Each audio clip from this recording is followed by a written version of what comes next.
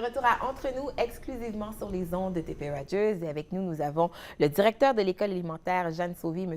André Larouche, ainsi que David Benet, qui est enseignant à l'origine d'un projet qui a été mis sur pied à cette école et pédalé pour stimuler l'apprentissage. Un merveilleux projet qui a remporté justement le prix Ken Spencer pour l'innovation en enseignement et en apprentissage. Félicitations, messieurs, d'abord. Merci. Une super de bonne idée. Moi, j'aurais voulu avoir ça à mon école quand j'étais jeune parce que j'avais beaucoup de difficultés à me concentrer. Mais là, justement, on va parler de ce programme-là. Donc, c'est quoi exactement pédaler pour stimuler l'apprentissage? Donc, chaque classe a 1 à 3 vélos. OK. Et les élèves qui ont besoin de bouger peuvent le faire sans déranger la classe. OK. Donc, le stigma de bouger, c'est pas bon, ça n'existe plus. OK. Tu as besoin de bouger, tu le fais, tu te lèves.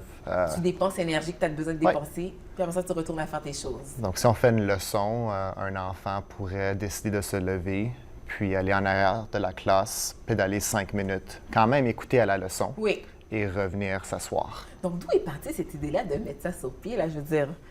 Vous avez dû être content de savoir qu'un de vos professeurs est arrivé avec une idée comme ça. C'était quoi la réaction, là, premièrement? Oui, très content. Puis je pense que M. David sait que j'aime beaucoup l'activité physique Physique aussi. aussi, Donc, OK. j'ai pas été très difficile à convaincre. Je pense bon que directeur, mon ça. rôle, moi, comme directeur, c'était d'appuyer. J'appuie tous les enseignants lorsqu'ils ont de beaux projets. Puis je pense que ça, c'est un excellent projet pour stimuler l'apprentissage des élèves. Oui. Et puis mon rôle, c'était de trouver les sous pour acheter les vélos.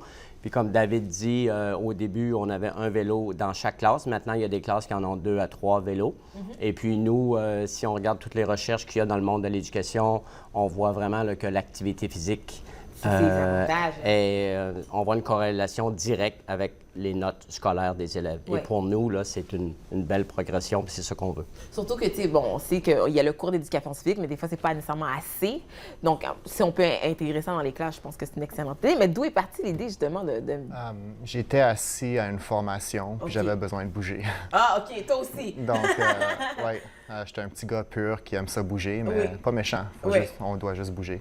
Donc, je suis allé voir André pour lui demander pour avoir un vélo dans ma classe. Puis c'est André qui a suggéré qu'on ait un pour toutes les classes. Donc, si j'imagine, en tant qu'adulte, on avait déjà de la misère à se concentrer, on s'est posé la question, bien, j'imagine que les jeunes aussi, ça doit être un peu la même chose. Donc, on a mis ça sur pied. C'était quoi la réaction quand les jeunes ont vu ça?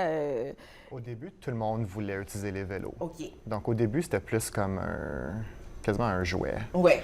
Maintenant, on a développé des capsules de vidéo puis des ressources pour que ça devienne un outil d'autorégulation.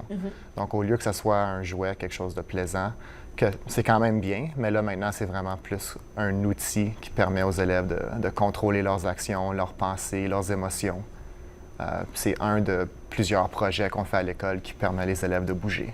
Et c'est quoi la réaction des parents? Est-ce que vous avez eu des commentaires des parents? Oui, les parents adorent ce projet-là. Oui. D'ailleurs, à l'école Jeanne Sauvé, on est vraiment choyés parce qu'on a un très beau partenariat avec la ville d'Ottawa.